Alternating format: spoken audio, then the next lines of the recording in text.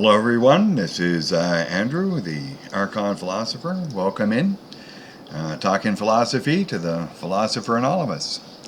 But today we're going to be going into a sort of a subset of philosophy. It used to be philosophy, science, and we're going to be talking about the crisis in science 2025. And indeed it is a crisis. I've been hearing this. Some people want to say there's no crisis, but there is a crisis. And they shouldn't be afraid of facing what is a reality to everyone, I think, who's looking in on this.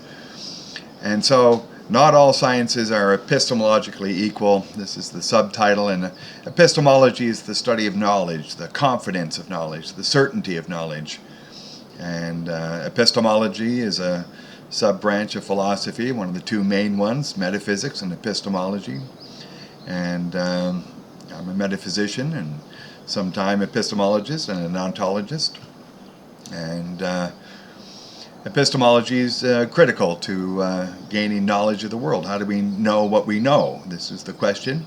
And I'm going to say science has been a key part of this. In fact, philosophers used to be just scientists, and that was it.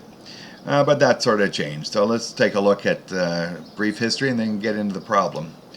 Just a couple of definitions. Science is a systematic approach to gain knowledge of the world, and we've had this word from the Latin and the Greek, and so this is an old word.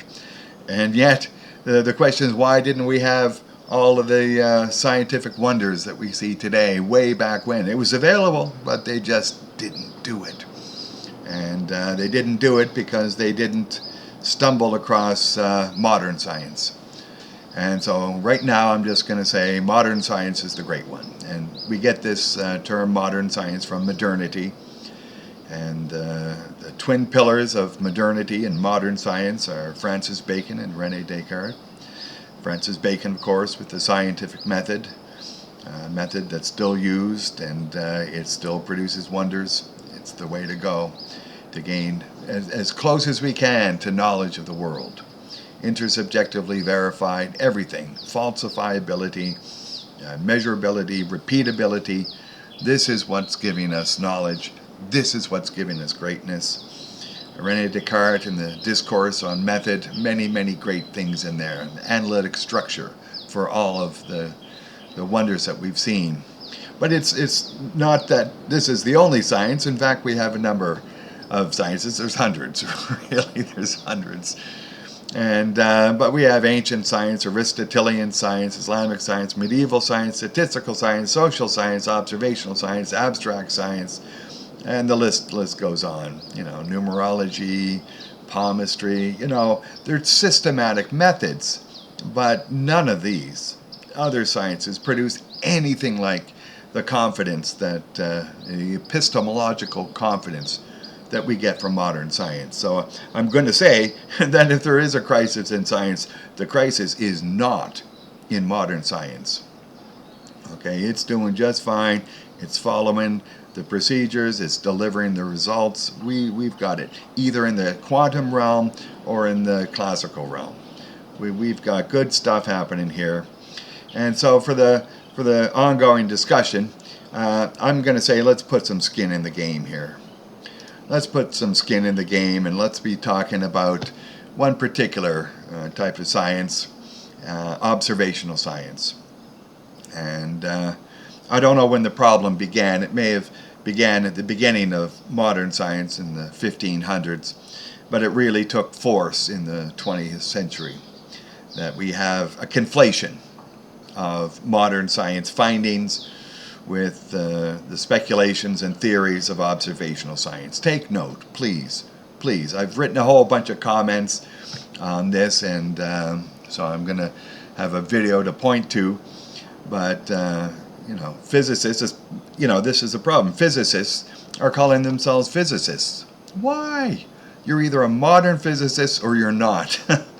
And to try to conflate the results of these two different types of sciences is the problem. This is the crisis. So we know what modern science is. You're in a laboratory, and it can be a big laboratory, but you have control over the elements of the experiment. It's repeatable, and you just do the findings, and maybe there's a problem, you have to repeat it, you get the result, and we got skin in the game because we trust in the results of modern science. We drive across the bridges. We stake our lives on modern science having given us the confidence, the epistemological confidence, that this bridge is not going to fall. We're willing to bet our life on it. We got skin in this game. So this is modern science in the laboratory, doing the experiments, following the scientific method. But what is observational science? Well, this is very different. We're looking, but we can't touch. We're looking in the past, we're looking at the lights in the sky, and this is the crisis, because we don't control the elements of the experiment. So let me give an example here on observational science. You're up in a building, you're looking down at the street, and you see two guys, exchanging punches. Okay, let's draw a conclusion. Can we draw a conclusion? Are they fighting, or are they pretending to fight? Can you make a conclusion on this? They could be fighting, but they could be method actors trying to prepare for a role. They could be a couple of friends just hamming it up. Do we know? What's our epistemological certainty level here? Is it high? Are you willing to bet your life on one or the other of these choices? Are you willing to bet your house on this? You can draw no conclusions. And let's take another example here. Well, actually, before we do that, I'll introduce something. Some people are going to come back and say, yeah, well, statistically, when you see two guys exchanging punches on the street, they're fighting, and they're not pretending to fight. And I'm going to say yes. Okay, sure. Now we've brought in statistical science onto observational science, and we have a track record of people fighting on the street, and then other people doing a modern experiment as such, and going down and controlling the elements of the experiment and asking them, why are you exchanging punches? And they say, well, we're in an argument, we're, whatever. And so you can determine this and statistically then have a data set to base it on. Okay. Let's take another view of observational science, and this is going to be close to some people, I suppose. You have a scope, like a pirate scope, and it's on a stand, and you look through the pirate scope and you see a yellow flower. The question is there a yellow flower out there? Do you know? Are you certain? Do you know? Well, it could be a yellow flower. It could be just a high-definition screen with a digital image of a flower wafting in the wind. And you look through the scope and you see the yellow flower. Can you draw a conclusion? No. You can't draw a conclusion. You don't know. And so observational scientists, they look up at night, and they draw these conclusions about what they see at night. They don't know. They put a spectroscope, okay, you put it on the yellow flower and you get the signature of whatever elements are there, or should be there. Is there a yellow flower? You don't know.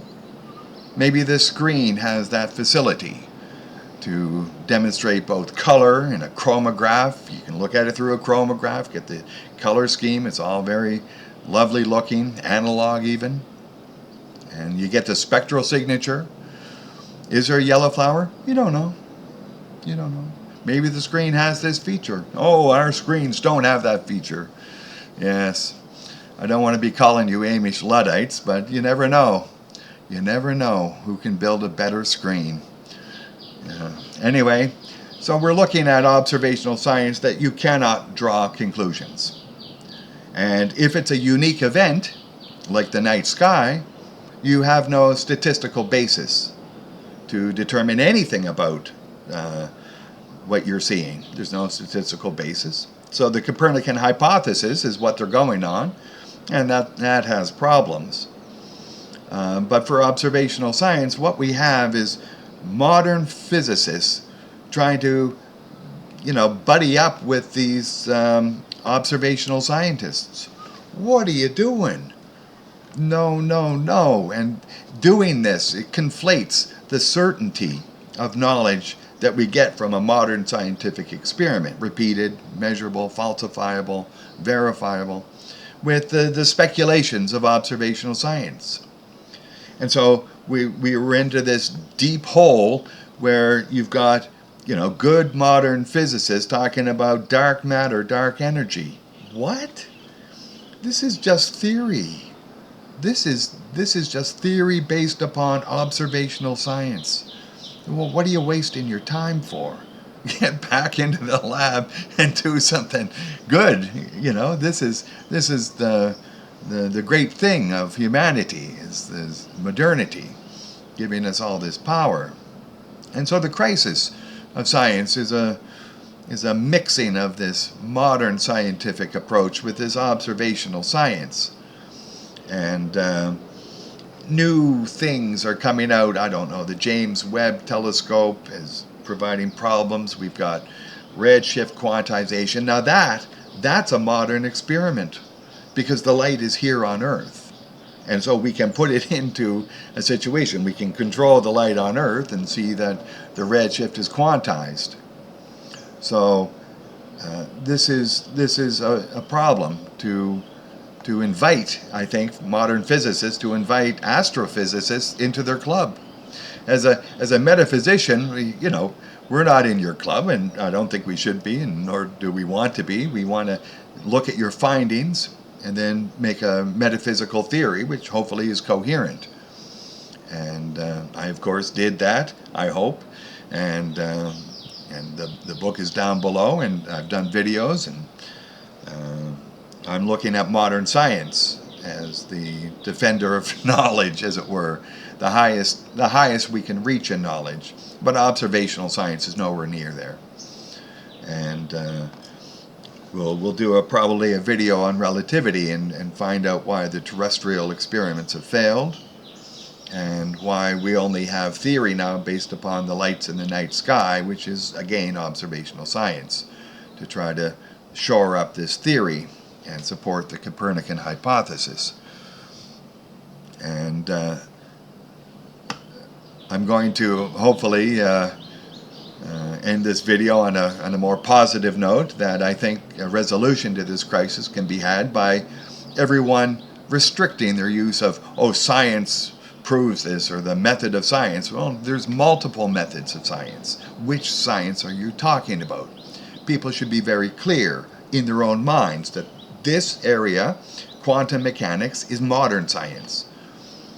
Astrophysics and black holes and dark matter and big bangs, this is observational science and theory. And the two don't meet. It's apples and oranges. It's apples and oranges. They're different things. Don't conflate them in your own mind. Keep them separate. One of them provides epistemological confidence, and the other just doesn't. Anyway, I hope somebody gained something from this, and we'll end the video now with our normal ending, that when we know where we are, we will know who we are, and then we will know what to do. Thank you, everyone. See you next time. Thanks for supporting this channel.